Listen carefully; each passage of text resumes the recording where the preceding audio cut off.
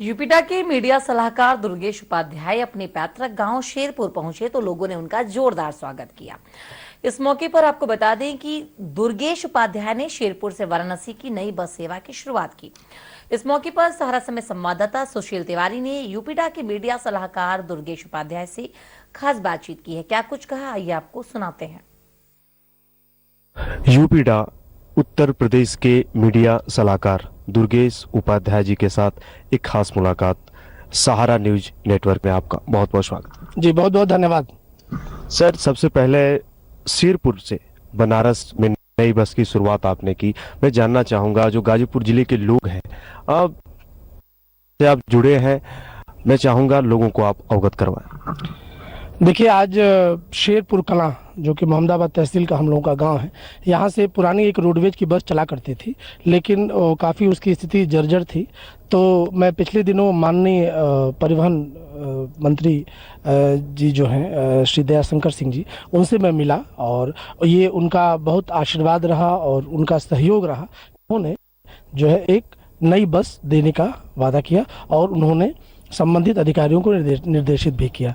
आज हम लोग जो शेरपुर में हम लोगों ने जिस बस को आज रवाना किया है, ये बेसिकली एकदम नई बस नहीं थी, लेकिन ये अपग्रेडेड बस थी, जो कि जिसमें सभी वही सुविधाएं जो कि एक नई बस में होती हैं, वही सारी सुविधाएं थी। और यह बस अब नियमित रूप से शेरपुर कलां से कुंडेसर, मोहम्मदाबाद होते हुए गाजीपुर होकर के वाराणसी जाएगी।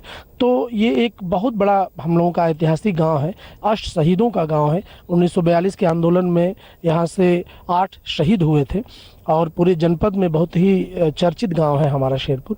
तो यहाँ से नियमित रूप से जो सवारी हैं वो यहाँ से शुरू करेंगी और इस बस का लाभ न केवल हमारे ग्रामवासियों को बल्कि क्षेत्रवासियों को भी मिलने जा रहा है। मैं आपसे जानना चाहूंगा, शेरपुर सिमरा का जो आपने कार्य किया, वहां पर बोल्डर का कार्य था, अथक प्रयास आपने किया, वह कब की बात है? मैं जरूर आपसे चैनल के माध्यम से जानना चाहूंगा।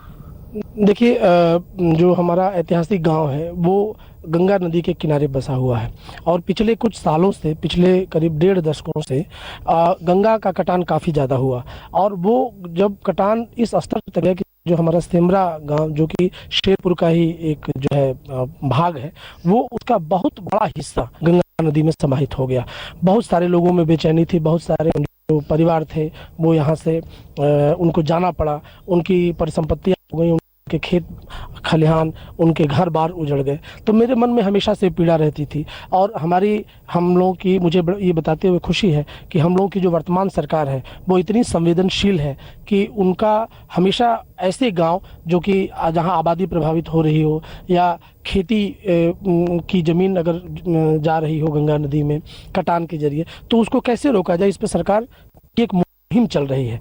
तो हम लोगों ने अपने वर्तमान सरकार के जो लोग भी हमारे मंत्री जी या जो सिंचाई वरिष्ठ अधिकारी हैं, उनको अपनी पीड़ा पहुंचाई और उनको इस बात का एहसास हुआ कि एक बहुत ही हिस्टोरिकल गांव है, ऐतिहासिक गांव है शेरपुर, और इसको जो है हम लोगों को बचाना चाहिए।